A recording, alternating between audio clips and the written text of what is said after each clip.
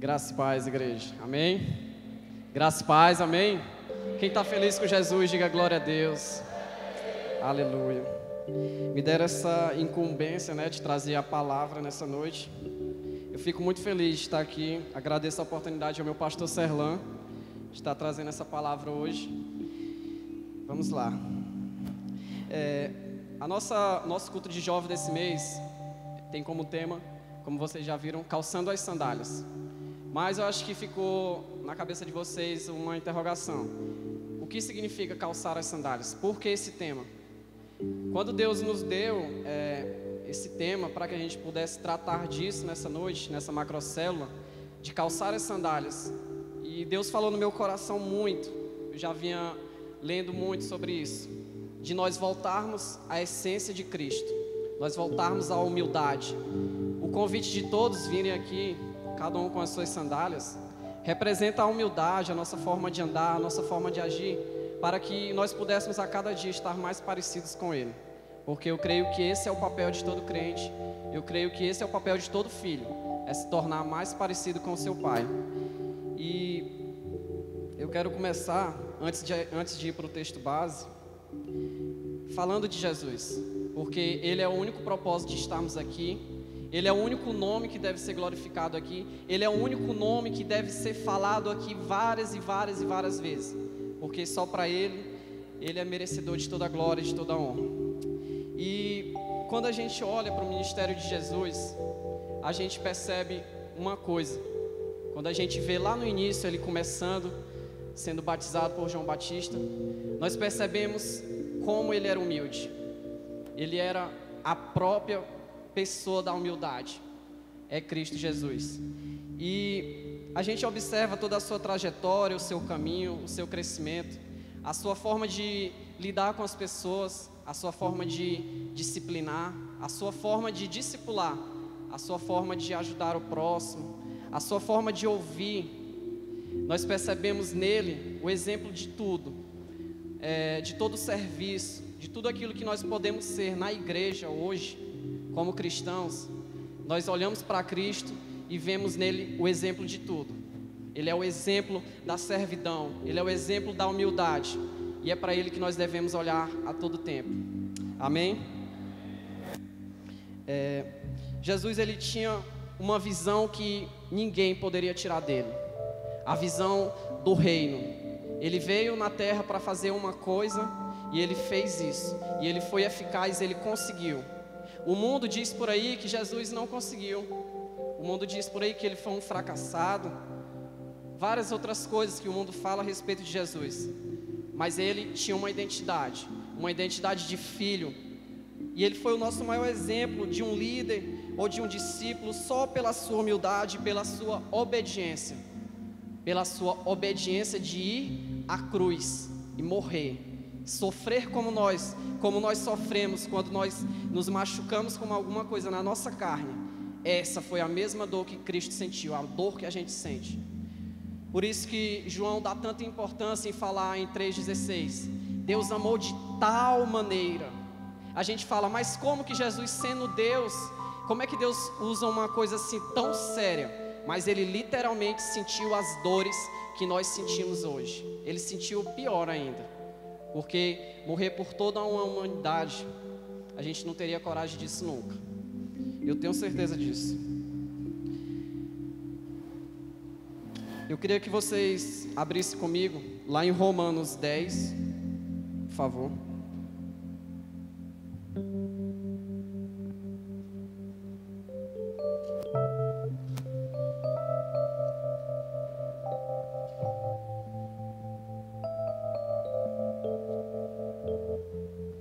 Romanos 10, do verso 13 ao 15, nós vamos ler.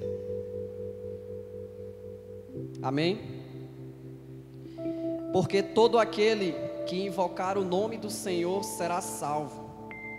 Como, pois, invocarão aquele em quem não creram? E como crerão naquele quem nem ouviram falar? E como ouvirão se não houver quem pregue? E como pregarão se não forem enviados? Como está escrito, como são belos os pés dos que anunciam as boas novas. Como são belos os pés daqueles que anunciam o Evangelho de Cristo. E Paulo, ele começa aqui a enfatizar a importância e a incumbência de que todo crente e todo cristão deve ter. A responsabilidade, que isso não é o pastor, não é o seu líder que te dá, é a própria palavra de Deus. A responsabilidade de pregar a palavra. Mas ele faz uma série de perguntas. Primeiro ele pergunta: como crerão se não há quem pregue? E como ouvirão se não há aquele que foi enviado? Como? A minha pergunta para vocês nessa noite é: como as pessoas lá do mundo crerão se nós que somos crentes, cristãos, não pregamos para eles?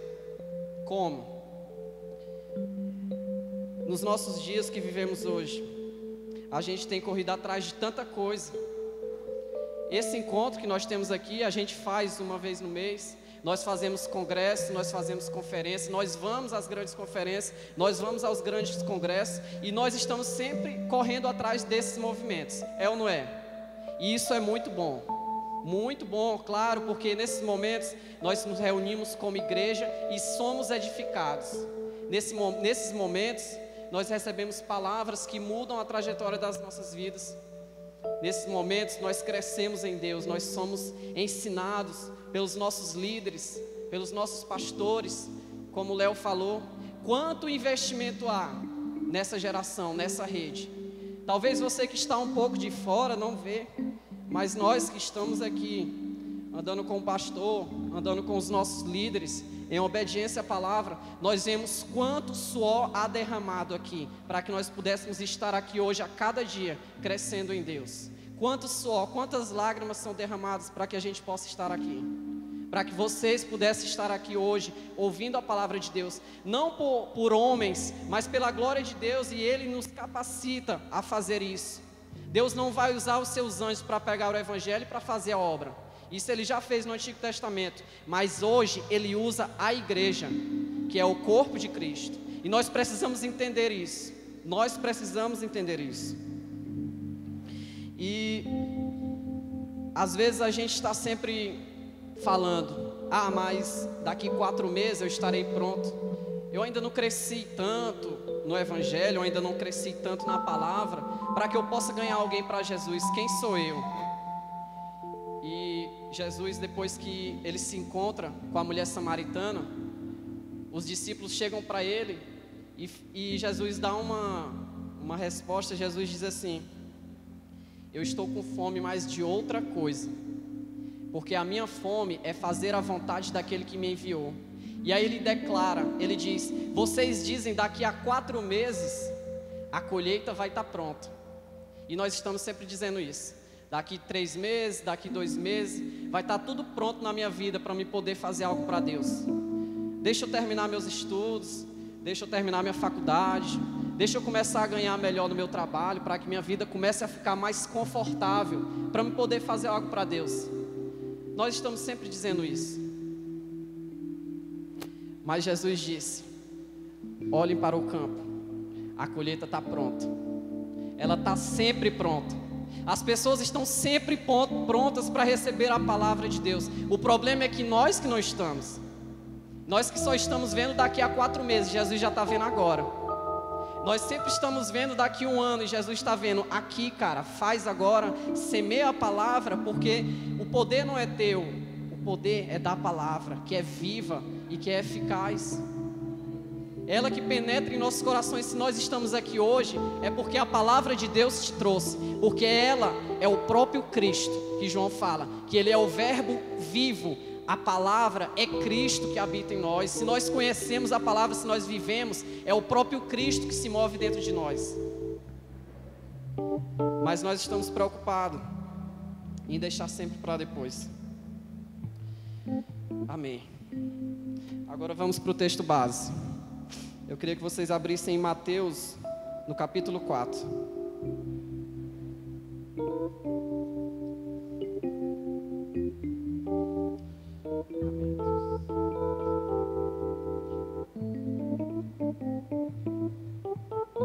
Mateus 4, a partir do verso 18. Talvez você se identifique muito com esse texto, porque ele vai tocar muito no teu coração, ou já tocou demais. Porque é quando Cristo começa a chamar seus primeiros discípulos. E eu queria convidar você nessa noite a voltar a mais de 2000 anos atrás e a tentar na sua mente observar essa cena, porque eu creio que é muito parecido com as nossas vidas. Andando à beira-mar da Galileia, Jesus viu dois irmãos, Simão, chamado Pedro, e seu irmão André. Eles estavam lançando redes ao mar, pois eram pescadores. E disse Jesus: sigam-me. Repita comigo: sigam-me, e eu os fareis pescadores de homens. No mesmo instante, eles deixaram as suas redes e o seguiram. Quando Jesus ele nos chama a segui-lo, nós precisamos entender primeiramente uma coisa: o quanto isso irá nos custar, o quanto isso vai custar para as nossas vidas, o quanto ser discípulo, ser servo de Cristo, ser crente, ser filho de Deus, ser cristão, nós temos tantos nomes, mas o quanto isso vai nos custar. Eu não quero trazer hoje aqui uma mensagem para dizer para você largar seu emprego, largar sua faculdade, não. Eu só quero que você entenda que o que você faz e onde você está, você deve ser luz naquele lugar e que você leve a palavra de Deus. Somente isso que Cristo quer. Uns são chamados para tempo integral, mas outros são chamados para compartilhar a todo tempo. E o papel da igreja em geral é compartilhar a todo tempo. Seja do líder, do pastor, aquele que não faz parte de nenhum ministério dentro da igreja, mas o dever dele é pregar o evangelho. Após iniciar a sua trajetória de um pregador, Jesus ele chama seus primeiros discípulos. E engraçado que a primeira mensagem de Jesus só foi uma frase, quando ele começa a pregar. E essa frase, ela mudou as nossas vidas para sempre. Ele diz: arrependei-vos, pois é chegado o reino de Deus. A única mensagem importante para o mundo é somente essa: arrependimento. Somente. Só isso que Deus quer da humanidade. E simplesmente Jesus chega na vida daqueles homens e ele joga, até vou falar essa palavra, ele joga uma bomba, bum, explodiu na vida daqueles caras. Uma bomba, literalmente. Porque ele fala assim: sigam-me, e eu farei de vocês pescadores de homens. Talvez ali naquela hora eles não estavam entendendo nada. Talvez ali eles estavam: como assim? Eu estou aqui pescando, esse é o meu trabalho, esse é o meu dia a dia, essa é a minha rotina. Minha rotina é estudar, minha rotina é trabalhar, minha rotina é viver por aí, em qualquer lugar, de bobeira. Mas quando Cristo chama aqueles homens, ele declara uma palavra.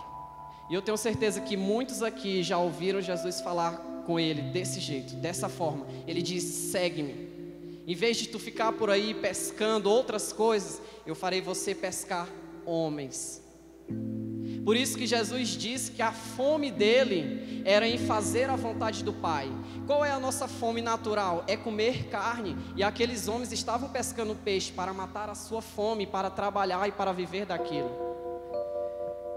Mas Jesus estava fazendo um convite. Nas minhas palavras eu vejo ele dizendo: em vez de vocês terem fome natural disso aqui, que é a carne do peixe, vocês terão fome de outra coisa muito melhor, que são vidas. Vocês terão paixão por elas, vocês terão amor por elas, vocês sofrerão por elas, vocês irão à morte por elas, vocês serão torturados, vocês irão à prisão, só por causa dos campos que já estão prontos para vocês irem, só por causa disso.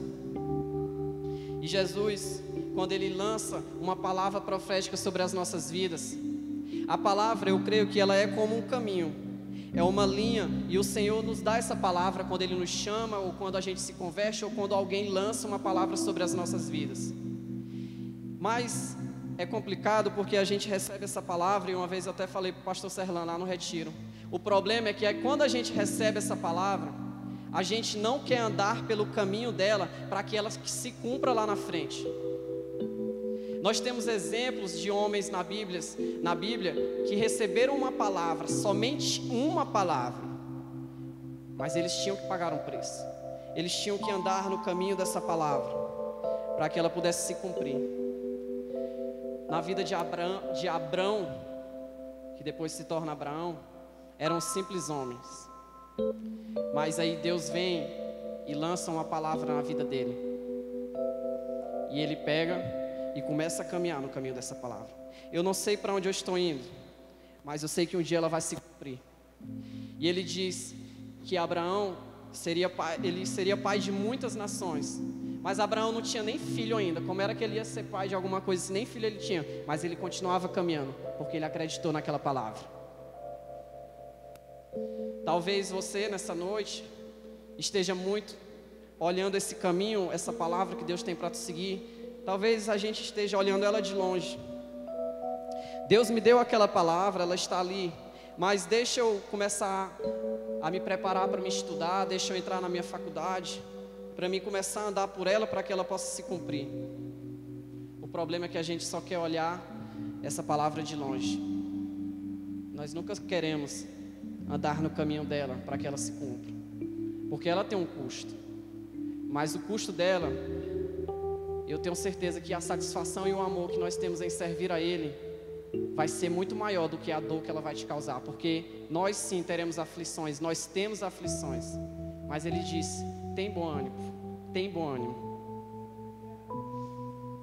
E Jesus, com a sua equipe montada, depois que Ele monta a sua equipe, Ele começa a ensinar o povo, Ele começa a curar os doentes, e Ele começa a ensinar os princípios de uma vida cristã. Ele começa a entregar mandamentos, Ele começa a dar estratégias para os seus discípulos que estavam ali todo o tempo perto dele. Ele começa a dar essas estratégias porque um dia Cristo não estaria mais com eles em carne. E aí eles teriam que se virar sozinhos. Eles teriam que andar sozinhos, entre aspas, porque Ele disse que nós não estaríamos só, porque Ele estaria conosco todos os dias. E essa é a promessa para um discípulo, é que Ele vai estar contigo todos os dias, até a consumação dos séculos. Amém? E Jesus anda com aqueles homens, ensinando eles a trabalhar no reino. Literalmente, Ele ensina aqueles 12 homens a trabalharem na sua própria obra. E eu creio que Cristo, Ele deu o verdadeiro discipulado para aqueles homens. Ele deu o verdadeiro e mais tremendo discipulado que aqueles homens poderiam ter. Eles receberam de Cristo, o próprio Deus ensinando: agora vai ser com vocês, agora é por intermédio de vocês. Eu vou para o Pai, mas eu vou voltar. Eu vou mandar outra pessoa para estar com vocês, que é o Consolador, que é o Espírito Santo, que está aqui nessa noite, que está aqui sempre, para estar com vocês. Mas não temam, Ele vai estar com vocês. Mas Jesus fazia tantas coisas, Ele se manifestava no meio das multidões. Mas eu creio que o seu maior ensinamento aos seus discípulos não era quando Cristo estava no meio das multidões, porque quando Jesus estava nas multidões, os seus 12 discípulos estavam ali atrás dele todo o tempo. Mas para a gente ensinar e para a gente aprender, não é preciso a gente estar nas manifestações, porque os maiores princípios para um crente, para um filho de Deus, Jesus ensinou quando estava a sós com Ele. E Jesus ensinou também quando estava na mesa, porque Jesus, Ele tinha o princípio da mesa. E qual é esse princípio da mesa? É o princípio da comunhão, é o princípio de nós estarmos juntos. Quem é líder de célula, é o princípio de estar junto com os seus discípulos. Quem é pastor, é o princípio de estar junto com as suas ovelhas. E quem tem alguém na sua escola, a coisa que ele vai mais dar ênfase em estar ali reunidos. E Jesus, ele diz na Santa Ceia, que quando nós estivéssemos ali ceando, ali nós estaríamos lembrando do seu nome. A Santa Ceia, ela é o memorial mais importante da igreja para que nós lembrarmos o sacrifício de Cristo, sim. Mas eu creio que também quando nós estamos em comunhão com os nossos irmãos, com os nossos discípulos, que foi isso que Jesus ensinou, eu creio que também nós estamos ali fazendo memória do nome dele. Porque se estamos reunidos no nome dele, ele está ali presente. Amém? Jesus, em João 13, ele faz algo tremendo. Ele se levanta da mesa e a Bíblia diz que ele se despiu, amarrou uma túnica na sua cintura, pegou uma bacia e água. E ali ele começa a lavar os pés dos seus discípulos. E aí ele diz uma coisa: olha, o que eu estou fazendo agora, vocês não vão entender, mas vocês vão entender lá na frente. Vocês vão entender depois disso. Mas é importante que eu faça. E Pedro olha para ele e diz: de modo algum, Senhor, tu vais lavar os meus pés. E ele diz: se eu não lavar, tu não terás parte comigo. E Pedro, todo impossível, porque Pedro era assim, todo impetuoso, ele diz: ah, Senhor, pelo amor de Deus, então não lava só meus pés não, lava logo meu corpo, lava minha cabeça, lava logo tudo. Aí Jesus diz: quem já está limpo só precisa lavar os pés. Ou seja, nós estamos limpos porque a Bíblia diz que a palavra nos santifica, a palavra nos lava através do seu Espírito Santo. A minha pergunta para você é: quando Jesus ele lava os pés de seus discípulos, eu vejo a tremenda importância e o cuidado que ele deu para aquela situação. Por onde nossos pés têm andado? E o tema dessa noite é calçando as sandálias. Mas será mesmo se nós temos dado essa importância de andar literalmente calçados de sandália? Por onde os nossos pés têm andado? É pelo caminho que a palavra deu para as nossas vidas? Ou nós simplesmente estamos olhando ela de longe e vendo o tempo passar, esperando os 4 meses, quando na verdade já está tudo pronto para fazermos? Depois de crucificado, morto e ressuscitado entre os mortos, Jesus aparece para aqueles homens. E Jesus dá uma orientação para eles. Jesus diz em Lucas 24:49: eis que sobre vós vos envio a promessa de meu Pai. Mas fiquem na cidade, fiquem em Jerusalém, até que do alto vocês sejam revestidos de poder. Jesus lembrando a promessa que foi profetizada por Joel, que nos últimos dias Deus derramaria do seu Espírito sobre toda a carne. E esses dias eu estava lendo Jeremias 31:31. O Senhor vai falar através de Jeremias que chegaria um tempo, ele falando da nova aliança de Cristo, do Espírito Santo, que chegaria um tempo em que Deus ele colocaria o seu próprio estatuto dentro do homem. E Ezequiel 36:26 ele também vai falar disso. Ele diz: eu colocarei dentro de vocês o meu espírito, para que vocês andem nos meus caminhos. E esse espírito ele habita em nós, é o Espírito Santo de Deus. Mas para que tanto poder? O nível de ensino que a gente recebe na nossa igreja, o nível de ensino que a gente recebe dos nossos líderes e pastores é muito alto, é muito alto. Mas eu pergunto uma coisa: para que tanto ensino, para que tanta palavra, para que tanto poder? Porque Cristo prometeu que iria nos dar esse poder para fazermos algo para Ele. Mas o problema é que a gente vem para essas reuniões e só queremos receber poder. Mas eu quero te dizer que quando a gente recebe o poder, isso é muito sério, a gente recebe para testemunhar. Ele diz isso em Atos 1:8: recebereis poder quando descer sobre vós o meu Espírito, e ser-me-eis minhas testemunhas em Jerusalém, em toda a Judeia e Samaria, e até os confins da terra.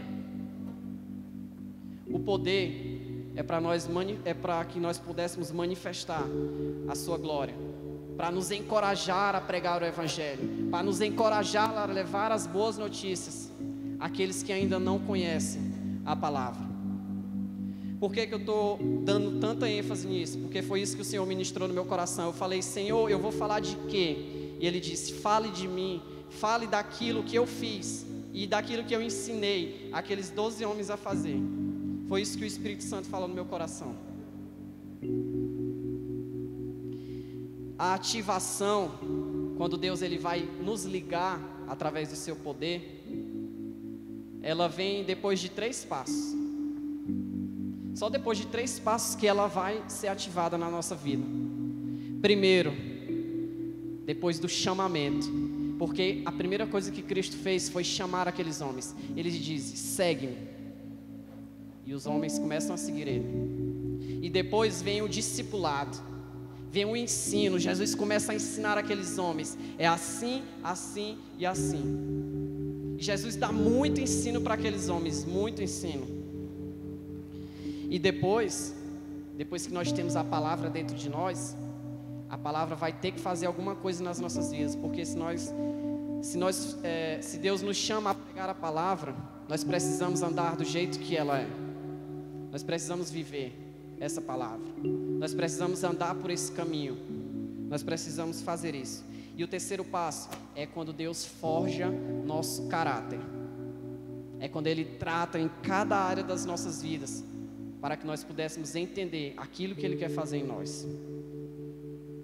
E depois disso, resulta o avivamento.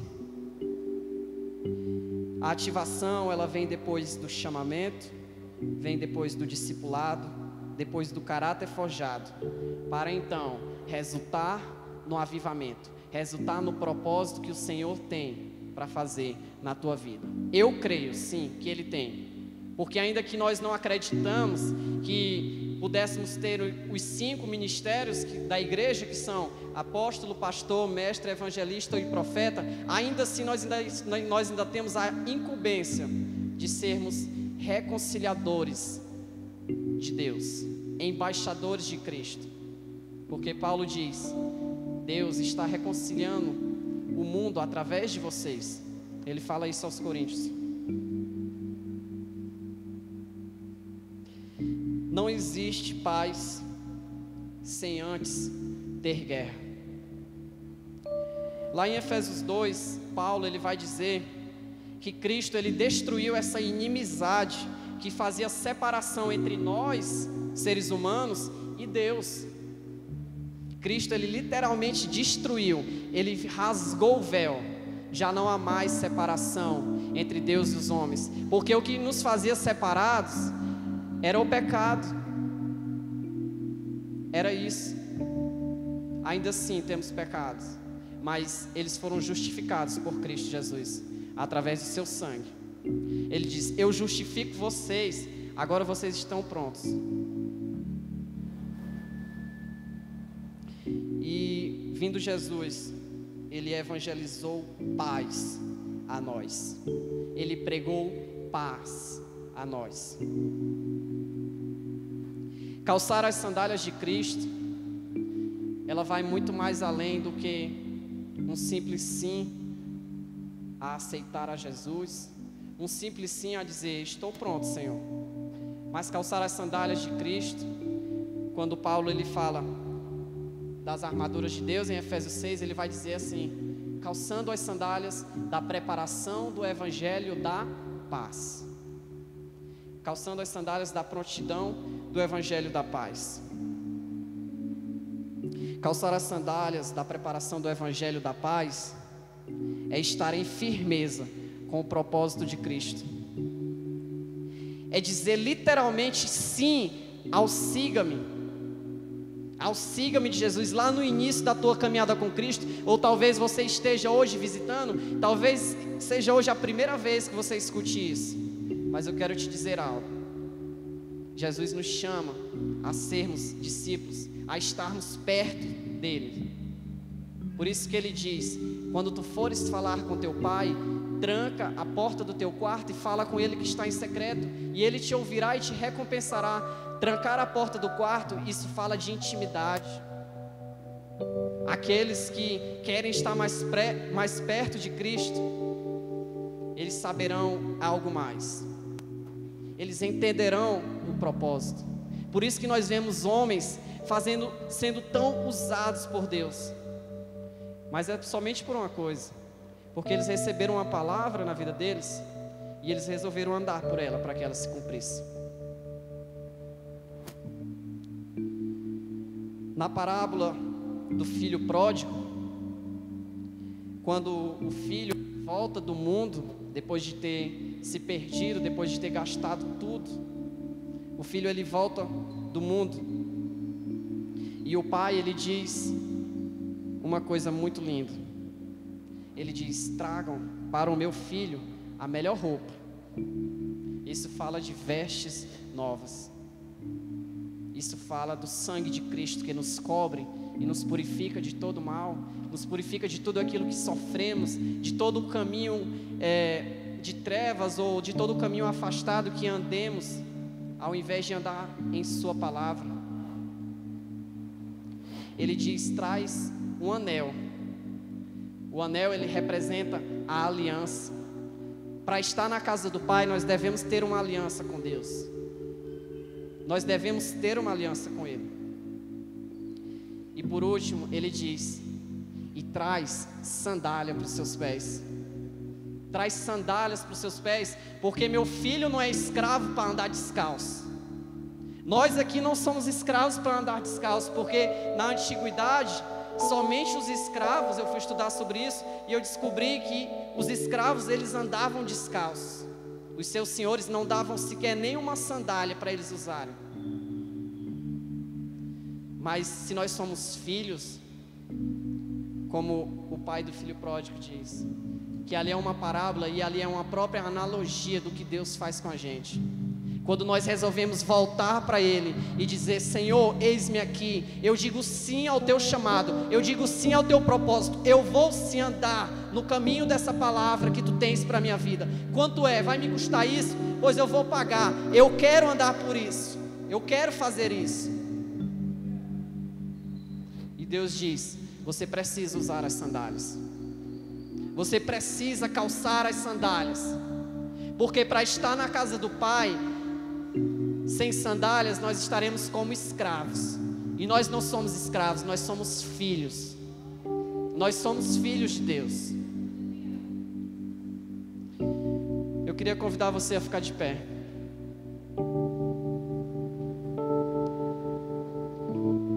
Já queria chamar aqui também o Ministério de Louvor.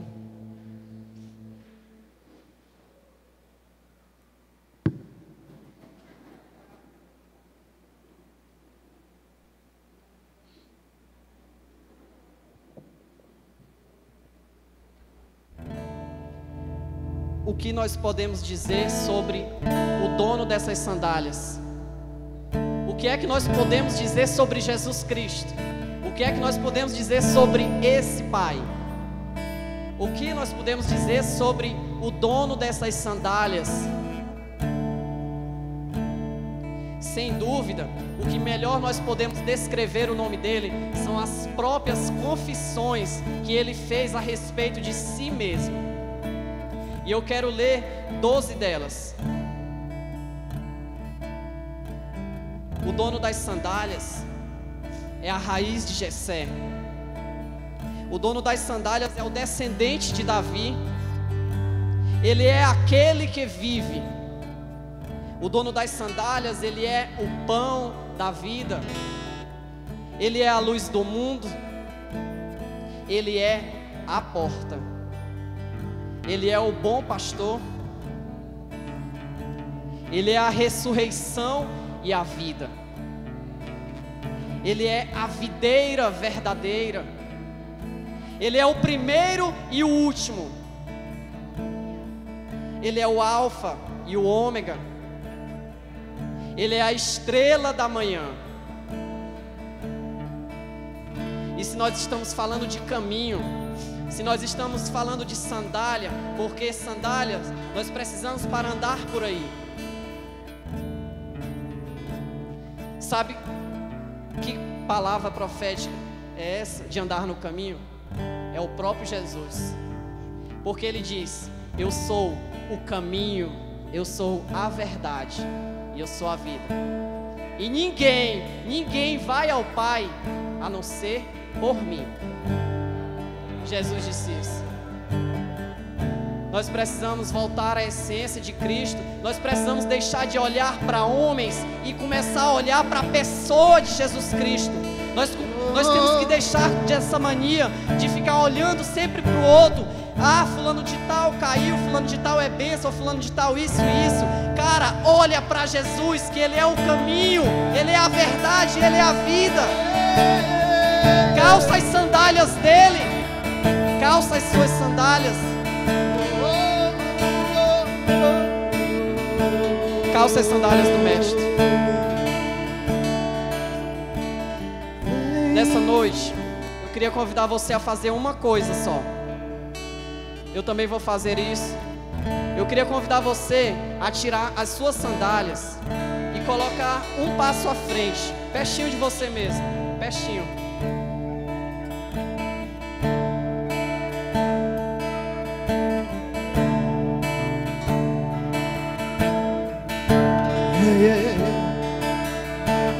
Vem com teu fogo, queima meus pés, Senhor.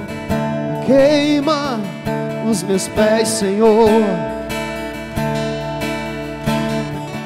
Vem com teu fogo, queima os meus pés, Senhor. Quero levar a tua palavra neste mundo, levar a tua palavra neste mundo, levar a tua palavra neste mundo. Quero Cristo levar te chama nessa noite.